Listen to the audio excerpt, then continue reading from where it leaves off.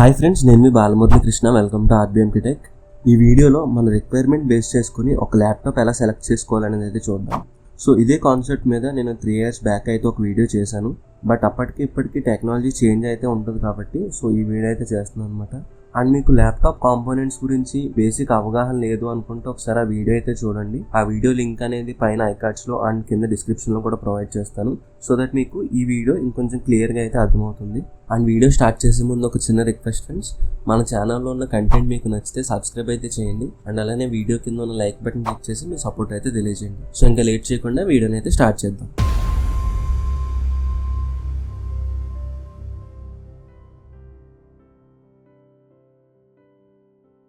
Basically first మనం తెలుసుకోవాల్సింది ఏంటంటే మనకి డెస్క్టాప్ తీసుకోవాలా లేకపోతే ల్యాప్టాప్ తీసుకోవాలని. సో ఈ పాయింట్ ఎందుకు కన్సిడర్ చేయాలంటే మనం ల్యాప్టాప్కి ఏ ప్రైస్ అయితే పెట్టి ల్యాప్టాప్ తీసుకుంటున్నామో సేమ్ అదే ప్రైస్తో డెస్క్టాప్లో ఉన్న పర్ఫార్మెన్స్ ఎక్కువ ఉంటుంది అనమాట. ఫర్ ఎగ్జాంపుల్ నేను ఒక 80,000 పెట్టి ల్యాప్టాప్ తీసుకుంటే సో ఈ ల్యాప్టాప్ ఉన్న పర్ఫార్మెన్స్ కన్నా సేమ్ 80,000 పెట్టి నేను డెస్క్టాప్ బిల్డ్ చేసుకుంటే ఆ డెస్క్టాప్ పర్ఫార్మెన్సే ఎక్కువ ఉంటుంది అనమాట.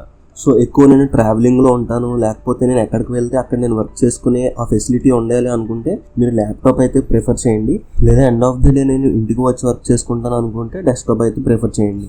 అండ్ మనం నెక్స్ట్ కన్సిడర్ చేయాల్సిన పాయింట్ వచ్చేసరికి మనం ల్యాప్టాప్ని ఏ పర్పస్ కోసం తీసుకుంటున్నామని.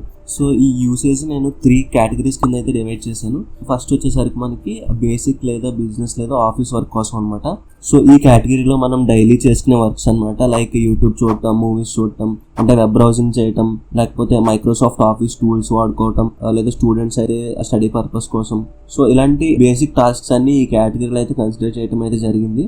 అండ్ సెకండ్ కేటగిరీ వచ్చేసరికి గేమింగ్ కేటగిరీ. అండ్ గేమింగ్ కేటగిరీలో ఉన్న ల్యాప్టాప్స్ లో మనం గేమ్స్ తో పాటు బేసిక్ యూసేజ్ ఏదైతే మనం బేసిక్ కేటగిరీలో మాట్లాడుకున్నామో అవి కూడా ఇక్కడ యూస్ చేసుకోవచ్చు అనమాట. అండ్ నెక్స్ట్ కేటగిరీ వచ్చేసరికి రెండరింగ్ కేటగిరీ. ఎవరైతే వీడియో ఎడిటింగ్, ఫోటో ఎడిటింగ్, లేదా ఇంకా గ్రాఫిక్ డిజైనింగ్, 3D మోడలింగ్ ఇలాంటివి చేయాలనుకుంటున్నారో వాళ్ళకి ఈ కేటగిరీలో ఉన్న ల్యాప్టాప్స్ అయితే అవసరం ఉంటుంది అనమాట. బేసిక్ పర్పస్ ల్యాప్టాప్స్లో మనం ఫోకస్ చేయాల్సింది CPU, అండ్ గేమింగ్ పర్పస్ ల్యాప్టాప్స్లో మనం ఫోకస్ చేయాల్సింది GPU, అండ్ రెండరింగ్లో మనం ఫోకస్ చేయాల్సింది both CPU and GPU.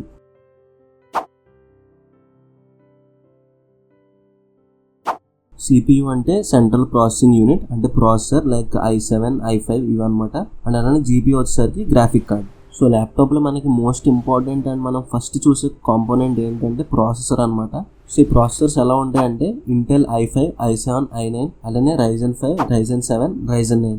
i5, i7, i9 అనేవి ఇంటెల్ ప్రాసెసర్స్, అలానే Ryzen 5, Ryzen 7, Ryzen 9 అనేవి AMD ప్రాసెసర్స్. ఇంటెల్ అయినా AMD అయినా రెండు మంచి ప్రాసెసర్సే. సో మనం తెలుసుకోవాల్సింది ఏంటంటే మనకి ఏది సెట్ అవుతుంది అని. ఇప్పుడు మనం ఒక ప్రాసెసర్ని ఎలా సెలెక్ట్ చేసుకోవాలో చూద్దాం. i9 ప్రాసెసర్ అనేది i7 కన్నా పవర్ఫుల్గా ఉంటుంది, i7 అనేది i5 కన్నా పవర్ఫుల్గా ఉంటుంది, i5 అనేది i3 కన్నా పవర్ఫుల్గా ఉంటుంది. సో ఇదే ప్యాటర్న్ Ryzen ప్రాసెసర్లో కూడా జరుగుతుంది. అండ్ రీసెంట్గా 2024లో ఈ ప్రాసెసర్తో పాటు ఇంటెల్ అయితే ఒక కొత్త సిరీస్ని అయితే లాంచ్ చేసింది. ఆ సిరీస్ వచ్చేసి అల్ట్రా సిరీస్. సో ఈ అల్ట్రా సిరీస్లో Ultra 5, Ultra 7, Ultra 9 అనే ప్రాసెసర్స్ అయితే ఉంటాయి. ఈ అల్ట్రా సిరీస్ అనేవి మోస్ట్ పవర్ ఎఫిషియెంట్ ప్రాసెసర్స్ అని ఇంటెల్ అయితే చెప్తుంది. అండ్ ఈ ప్రాసెసర్స్లో స్పెషాలిటీ ఏంటంటే న్యూరల్ ప్రాసెసింగ్ యూనిట్ అనే కాన్సెప్ట్ అయితే ఉందన్నమాట. అండ్ ఈ NPU అనేది ఆర్టిఫిషియల్ ఇంటెలిజెన్స్ రిలేటెడ్ వర్క్ చేసుకోవడానికి యూజ్ అయితే అవుతుంది. సో ఇవి మనకి అవైలబుల్గా ఉన్న ప్రాసెసర్స్ అనమాట. ఈ ఇన్ఫర్మేషన్తో మనం ఒక ప్రాసెసర్ అయితే సెలెక్ట్ చేసుకోవచ్చు. బట్ ఇంకొంచెం డీప్గా వెళ్ళి ప్రాసెసర్ని అయితే ఎగ్జామిన్ చేద్దాం. ఎప్పుడైనా మనం ఒక ల్యాప్టాప్ గురించి చూసేటప్పుడు ఆ ప్రాసెసర్ పక్కన కొన్ని నెంబర్స్ అండ్ లెటర్స్ అయితే ఉంటాయి. ఈ నెంబర్స్ అండ్ లెటర్స్ యూస్ చేసుకొని ఆ ప్రాసెసర్ ఎంత క్యాపబుల్ అనేది అయితే మనం చెక్ చేయొచ్చు. ఫర్ ఎగ్జాంపుల్ ఇక్కడ 13980HX అని అయితే ఉంది. సో ఇప్పుడు మనం లాస్ట్లో ఉన్న ఆల్ఫాబెట్స్ని అయితే చూద్దాం. సో ఇక్కడ జనరల్గా ఏ ప్రాసెసర్కైనా ఈ ఆల్ఫాబెట్స్ అయితే ఉంటాయి లాస్ట్లో. సో ఆల్ఫాబెట్స్ ఎలా ఉంటాయంటే U, Y, G7, G1, P, HS, H, HX ఇలా అయితే ఉంటుంది అనమాట. సో ఇక్కడ ఒక్కొక్క లెటర్కి ఒక్కొక్క మీనింగ్ అయితే ఉంటుంది. ఇప్పుడు U చూసుకుంటే U అనేది లో పవర్ కన్సంప్షన్ అనమాట, అంటే ఇది పవర్ని తక్కువ కన్జ్యూమ్ చేసుకుంటుంది. సో పర్ఫార్మెన్స్ కూడా కొంచెం తక్కువే ఉంటుంది. అండ్ నెక్స్ట్ వచ్చేసరికి Y అంటే ultra low power consumption. Y అనేది U కన్నా ఇంకా తక్కువ అనమాట. సో ఇంకా తక్కువ పవర్ అయితే కన్జ్యూమ్ చేస్తుంది. సో పర్ఫార్మెన్స్ కూడా U కన్నా కొంచెం తక్కువే ఉంటుంది. And next G7 and G1 అంటే ఏంటంటే ఆ ల్యాప్టాప్ లో ఉన్న ఇంటిగ్రేటెడ్ గ్రాఫిక్ ఎంత పవర్ఫుల్ అని అయితే చెప్తుంది. G7 అనేది G1 కన్నా ఎక్కువ పవర్ఫుల్. అండ్ నెక్స్ట్ వచ్చేసరికి P అనమాట. P అంటే ఆప్టిమైజ్డ్ పర్ఫార్మెన్స్. సో పర్ఫార్మెన్స్ కోసం ఇది ఆప్టిమైజ్ చేయబడ్డ ప్రాసెసర్ అనమాట. ఇప్పటి వరకు చెప్పుకున్నవన్నీ లో పర్ఫార్మెన్స్ ప్రాసెసర్స్. ఇప్పుడు మనం చెప్పుకోబోయేవి హై పర్ఫార్మెన్స్ లో ఫస్ట్ వచ్చేసరికి హెచ్ అంటే యాజ్ యూజువల్ హై పర్ఫార్మెన్స్ అనే మీనింగ్. అండ్ హెచ్ కన్నా స్లైట్ గా పర్ఫార్మెన్స్ తక్కువ ఉండేది హెచ్ఎస్ అంటే హెచ్ కన్నా కొంచెం తక్కువ పర్ఫార్మెన్స్ అయితే ఉంటుంది. అండ్ ఫైనల్ గా హెచ్ఎక్స్ అంటే హై పర్ఫార్మెన్స్ కన్నా ఎక్కువ అనమాట. సో అదే అప్గ్రేడెడ్ హై పర్ఫార్మెన్స్. సో మీరు బేసిక్ యూసేజ్ కోసం అయితే యూ ఉన్న ప్రాసెసర్ని అయితే సెలెక్ట్ చేసుకోవచ్చు. అండ్ అలానే గేమింగ్ కోసం అయితే హెచ్ఎక్స్ లేదా హెచ్ఎస్ ఉన్న ప్రాసెసర్ని అయితే సెలెక్ట్ చేసుకోవచ్చు. అలానే రెండరింగ్ కోసం అయితే హెచ్ఎక్స్ ఉన్న ప్రాసెసర్ని అయితే సెలెక్ట్ చేసుకోవచ్చు. అండ్ ప్రాసెసర్స్ గురించి మాట్లాడుకునేటప్పుడు కన్సిడర్ చేయాల్సిన వేరే విషయాలు వచ్చేసి clock speed and course. So simple logic ఏంటంటే క్లాక్ స్పీడ్ అండ్ కోర్స్ అనేవి ఎంత ఎక్కువ ఉంటే పర్ఫార్మెన్స్ అనేది అంత బాగుంటుంది. ఇప్పుడు మన కేటగిరీస్కి ఎంత క్లాక్ స్పీడ్ కావాలనేది అయితే చెప్తాను. మీరు బేసిక్ యూసేజ్ కోసం ల్యాప్టాప్ తీసుకోవాలనుకుంటే మినిమం 3.5 GHz ఉన్న ప్రాసెసర్ అయితే తీసుకోవాలి. గేమింగ్ యూసేజ్ కోసం ల్యాప్టాప్ తీసుకోవాలనుకుంటే మినిమం 4 GHz ఉన్న ప్రాసెసర్ని అయితే తీసుకోవాలి. అలానే రెండరింగ్ యూసేజ్ కోసం ల్యాప్టాప్ తీసుకోవాలనుకుంటే మినిమం 4.5 GHz ఉన్న ప్రాసెసర్ని అయితే తీసుకోవాలి. అండ్ కోర్స్ గురించి మాట్లాడుకున్నట్టయితే బేసిక్ యూసేజ్కి అండ్ గేమింగ్కి మినిమం 6 కోర్స్ ఉన్న ప్రాసెసర్ అయితే సరిపోతుంది. అండ్ రెండరింగ్ యూసేజ్ కోసం అయితే మినిమం 8 కోర్స్ ఉన్న ప్రాసెసర్ని అయితే సెలెక్ట్ చేసుకోవాలి. ఇప్పుడు మీరు మార్కెట్లో ఉన్న ప్రాసెసర్స్ అండ్ వాటి బెంచ్ మార్క్స్ చెక్ చేయాలనుకుంటే మీరు సింపుల్గా గూగుల్లోకి వెళ్ళి నానో రివ్యూ సినీబెంచ్ R23 అయితే సెర్చ్ చేయండి. సెర్చ్ చేసిన తర్వాత వచ్చిన రిజల్ట్స్లో ఫస్ట్ లింక్ అయితే క్లిక్ చేయండి. ఈ ఒక్క వెబ్సైట్ అనే కాదు, మీరు గూగుల్లో సినీబెంచ్ R23 స్కోర్స్ అని సెర్చ్ చేస్తే మల్టిపుల్ వెబ్సైట్స్ అయితే చూపిస్తుంది అనమాట. వాటిలో మీరు ఏదైనా వెబ్సైట్ ఓపెన్ చేసుకుని చెక్ చేసుకోవచ్చు. నానో రివ్యూ వెబ్సైట్ ఓపెన్ అయిన తర్వాత సో మనం ఇక్కడ ప్రాసెసర్స్ అండ్ వాటి స్కోర్స్ అయితే చూడొచ్చు. ఇంకా కోర్స్ అండ్ థ్రెడ్స్ కూడా అయితే ఇక్కడ చూపిస్తుంది. సో మీరు ప్రాసెసర్ అండ్ వాటి స్కోర్స్ అండ్ కోర్ అవి చెక్ చేసుకుని ఒక ప్రాసెసర్ అయితే పిక్ చేసుకోండి. సో పిక్ చేసుకున్న తర్వాత ఏం చేస్తారంటే ఆ ప్రాసెసర్ నేమ్ అయితే కాపీ చేయండి.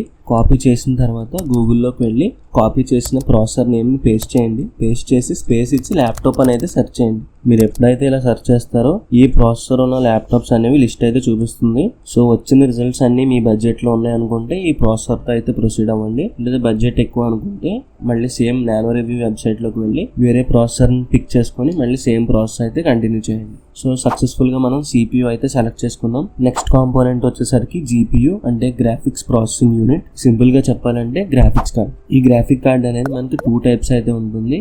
ఫస్ట్ వచ్చేసరికి integrated graphic card and second dedicated graphic card. Integrated graphic card అంటే CPUతో పాటు వచ్చే గ్రాఫిక్ కార్డ్ అనమాట. సో ఇవి ఎలా ఉంటాయంటే Intel UHD, Intel iris, Intel arc pro graphic card అయితే ఉంటాయి.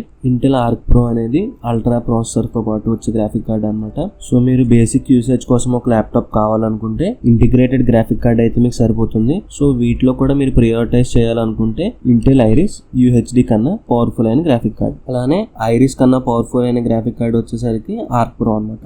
సో ఇప్పుడు మనం డెడికేటెడ్ గ్రాఫిక్ కార్డ్ గురించి మాట్లాడుకుంటే మనకి AMD అండ్ NVIDIA మ్యానుఫ్యాక్చరర్స్ అయితే ఉన్నారు. ఇవి రెండే కాకుండా ఇంకొన్ని గ్రాఫిక్ కార్డ్ మ్యానుఫ్యాక్చరర్స్ అయితే ఉన్నాయన్నమాట. బట్ వాటితో కంపేర్ చేస్తే ఈ రెండు అనేవి biggest manufacturers of graphic card. Graphic card లో RX అనే వర్డ్ ఉంటే అది AMD మ్యానుఫ్యాక్చర్డ్ గ్రాఫిక్ కార్డ్. అలానే RTX, GTX, Quadro అని ఉంటే అది NVIDIA మ్యానుఫ్యాక్చర్ చేసిన గ్రాఫిక్ కార్డ్. మీరు గేమింగ్ లేదా రెండరింగ్ వర్క్ కోసం గ్రాఫిక్ కార్డ్ సెలెక్ట్ చేసుకోవాలనుకుంటే మీరు AMD కన్నా NVIDIA అయితే ప్రిఫర్ చేయండి. ఎందుకంటే NVIDIA లో DLSS అండ్ రే ట్రేసింగ్ అనే టెక్నాలజీస్ అయితే ఉన్నాయన్నమాట.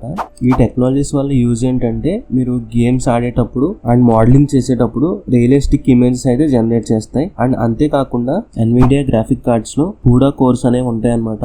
ఈ CUDA కోర్స్ ఎందుకు ఇంపార్టెంట్ అంటే హై ఇంటెన్సివ్ గ్రాఫిక్స్ ని కూడా హ్యాండిల్ చేసే క్యాపబిలిటీ అయితే CUDA కోర్స్ ఉంటుంది. సో మీరు గేమింగ్ అండ్ రెండరింగ్ చేసేటప్పుడు ఈ CUDA కోర్స్ ఉన్న NVIDIA గ్రాఫిక్ కార్డ్ అయితే మీకు చాలా యూజ్ అవుతుంది. CPUకి బెంచ్ మార్క్ చెక్ చేసుకున్నట్టు GPU కూడా బెంచ్ మార్క్ అయితే చెక్ చేసుకోవచ్చు. మీరు గూగుల్లోకి వెళ్ళి GPU bench mark laptop media అయితే సెర్చ్ చేయండి. సో వచ్చిన రిజల్ట్స్ లో ల్యాప్టాప్ మీడియా ఉన్న వెబ్సైట్ అయితే ఓపెన్ చేయండి. గ్రాఫిక్ కార్డ్ లిస్ట్ అనేది ఇక్కడ చూపిస్తుంది. మీరు ఇక్కడ అబ్జర్వ్ చేస్తే గ్రాఫిక్ కార్డ్ పక్కన W అని ఒక నెంబర్ అయితే మెన్షన్ చేసి ఉంది. W అంటే వాట్స్ అన్నమాట. ఒక గ్రాఫిక్ కార్డ్ ఎంత పవర్ కన్స్యూమ్ చేసుకుంటుందని అయితే ఇక్కడ చెప్తుంది. మీరు ఇక్కడ కన్సిడర్ చేయాల్సిన విషయం ఏంటంటే ఎంత వాటేజ్ ఎక్కువ తీసుకుంటే ఆ గ్రాఫిక్ కార్డ్ పర్ఫార్మెన్స్ కూడా అంత ఎక్కువ ఉంటుంది. ఎగ్జాంపుల్ చెప్పుకుంటే RTX 3060 100 వాట్స్ కన్స్యూమ్ చేసే గ్రాఫిక్ కార్డ్ కన్నా RTX 3060 140 వాట్స్ కన్స్యూమ్ చేసే గ్రాఫిక్ కార్డే పవర్ఫుల్. అండ్ మనం గుర్తుంచుకోవాల్సిన ఇంకొక విషయం వచ్చేసరికి పవర్ ఎక్కువ కన్స్యూమ్ చేసుకుంటుంది కాబట్టి హీట్ కూడా ఎక్కువ జనరేట్ అవుతుంది. అండ్ సక్సెస్ఫుల్ గా మనం GPU కూడా సెలక్షన్ అయితే అయిపోయింది. ఇప్పుడు మనం ర్యామ్ సెలక్షన్ గురించి చూద్దాం. ప్రెసెంట్ మార్కెట్ లో మనకి DDR4 అండ్ DDR5 ఉన్న ర్యామ్స్ అయితే ఉన్నాయన్నమాట. DDR4 అండ్ DDR5 కంపేర్ చేసుకుంటే స్లైట్ డిఫరెన్స్ అయితే ఉంది పర్ఫార్మెన్స్ లో, మేజర్ డిఫరెన్స్ అయితే లేదు. సో మీకు DDR4 ర్యామ్ ఉన్న ల్యాప్టాప్ మీ బడ్జెట్ లో వస్తుంది అనుకుంటే మీరు ఆ ల్యాప్టాప్ ని కూడా కన్సిడర్ అయితే చేయొచ్చు. అండ్ ఇప్పుడు ర్యామ్ ఎంత తీసుకోవాలనేది అయితే చూద్దాం. సో ప్రెసెంట్ డేస్ లో చూసుకుంటే మనకి ఏ అప్లికేషన్ అయినా మినిమం 3GB ర్యామ్ లేకుండా రన్ అయితే అవ్వట్లేదు. అండ్ అలానే OS కూడా మీకు స్మూత్ గా రన్ అవ్వాలనుకుంటే బేసిక్ యూసేజ్ ల్యాప్టాప్ లో మినిమం 8GB ర్యామ్ ఉండేలా అయితే చూసుకోండి. Gaming and rendering usage laptop వచ్చేసరికి మినిమం 16GB ర్యామ్ అయితే కన్ఫర్మ్ ఉండాలన్నమాట. సో మీరు యూస్ చేసే games and rendering applications base చేసుకుని మీరు ర్యామ్ అయితే ఇంకా పెంచుకోవాల్సి అయితే ఉంటుంది. అండ్ ర్యామ్ గురించి మాట్లాడుకునేటప్పుడు ల్యాప్టాప్ హార్డ్వేర్ లో చూడాల్సిన ఇంకొక ఫీచర్ ఏంటంటే ఆ ల్యాప్టాప్ లో ఎంటీ స్లాట్స్ ఉన్నాయా లేవా, అండ్ ఆ ఎంటీ స్లాట్స్ ఉంటే ర్యామ్ ని ఎంతవరకు ఎక్స్పాండ్ చేసుకోవచ్చు అని. ఎందుకంటే మీరు ఫ్యూచర్ లో ర్యామ్ అప్గ్రేడ్ చేసుకోవాలనుకుంటే ఈ స్లాట్స్ అనేవి అయితే యూజ్ అవుతాయి. అండ్ నెక్స్ట్ మాట్లాడుకోబోయే కాంపోనెంట్ వచ్చేసరికి స్టోరేజ్ అనమాట. సో స్టోరేజ్ లో మీరు మాక్సిమం SSDని అయితే ప్రిఫర్ చేయండి. అండ్ స్టోరేజ్ కెపాసిటీ గురించి మాట్లాడుకున్నట్టయితే మీ రిక్వైర్మెంట్ బట్టి మీరు సెలెక్ట్ చేసుకోవచ్చు. అండ్ ఎక్స్టర్నల్ గా స్టోరేజెస్ ని యాడ్ చేసుకునే ఫెసిలిటీ ఉందా లేదా అని అయితే మీరు చెక్ చేసుకోండి. అండ్ మనం మాట్లాడుకోబోయే నెక్స్ట్ కాంపోనెంట్ వచ్చేసరికి డిస్ప్లే అనమాట. డిస్ప్లేలో మనం ఫోకస్ చేయాల్సిన వచ్చేసరికి 2 concepts, refresh rate and colour accuracy. మీరు బేసిక్ యూసేజ్ కోసం ఒక ల్యాప్టాప్ తీసుకున్నట్టయితే refresh rate and colour accuracy మీద పెద్ద ఫోకస్ అయితే చేయాల్సిన అవసరం లేదు. అదే మీరు గేమింగ్ కోసం ల్యాప్టాప్ తీసుకున్నట్టయితే మీరు రిఫ్రెష్ రేట్ మీద ఖచ్చితంగా ఫోకస్ అయితే చేయాలి. మినిమం 144 Hz రిఫ్రెష్ రేట్ ఉన్న డిస్ప్లేని అయితే ప్రిఫర్ చేయండి. అదే మీరు రెండరింగ్ కోసం ఒక ల్యాప్టాప్ తీసుకున్నట్టయితే కలర్ యాక్యురసీ అయితే మీకు చాలా ఇంపార్టెంట్ అనమాట. ఎగ్జాంపుల్, ఏదైనా కలర్ మీ స్క్రీన్ లో ఒకలా కనిపిస్తుంది అండ్ వేరే స్క్రీన్ లో వేరేలా కనిపిస్తుంది. ఈ డిఫరెన్స్ ఉండకూడదు అనుకుంటే కలర్ యాక్యురసీ అనేది చాలా ఇంపార్టెంట్ అనమాట. సో కలర్ యాక్యురసీలో మనకి 2 స్టాండర్డ్స్ అయితే ఉంటాయి. ఒకటి వచ్చేసరికి NTSC అండ్ ఇంకొకటి వచ్చేసరికి sRGB. NTSC అండ్ sRGB కి పర్సెంటేజ్ వాల్యూస్ అయితే ఉంటాయి. NTSC అయితే మినిమం 72% అయితే ఉండాలి. అదే sRGB అయితే మినిమం 92% అయితే ఉండాలి. సో వీటికన్నా తక్కువ ఉంటే ఆ డిస్ప్లేలో కలర్స్ అనేవి యాక్యురేట్ గా ఉండవు. In case colour accuracy and refresh rate తక్కువ ఉంటే మీరు ఎక్స్టర్నల్ మానిటర్ కూడా యూస్ చేసుకోవచ్చు. అండ్ నెక్స్ట్ వచ్చేసరికి బ్రాండ్స్ అనమాట. సో ఏ ల్యాప్టాప్ బ్రాండ్ తీసుకోవాలనేది డౌట్ ఉంటుంది. ఈ వీడియోలో నేను ఒక పర్టికులర్ బ్రాండ్ తీసుకోమని అయితే అసలు చెప్పను. మీరు టైం డెడికేట్ చేసి ఈ ప్రాసెస్ అంతా ఫాలో అవ్వండి. ఈ ప్రాసెస్ అంతా ఫాలో అయిన తర్వాత మీ సెలక్షన్ లోకి ఒక 4 to 5 ల్యాప్టాప్స్ అయితే వస్తాయి. అవన్నీ సేమ్ బ్రాండ్ అవ్వచ్చు లేదా డిఫరెంట్ బ్రాండ్ కూడా అవ్వచ్చు. సో పిక్ చేసుకున్న ఆ 5 ల్యాప్టాప్స్ ని ఇంకొంచెం రీసెర్చ్ అయితే చేయండి. అండ్ అలానే సర్వీస్ కూడా బాగా చేసే బ్రాండ్ అయితే సెలెక్ట్ చేసుకోండి. సో గైస్, ఈ వీడియో మీకు క్లియర్ గా అర్థమైందని అనుకుంటున్నాను. సో ఈ వీడియో మీకు ఇన్ఫర్మేటివ్ గా హెల్ప్ఫుల్ గా అనిపిస్తే ఈ వీడియోని లైక్ చేయండి.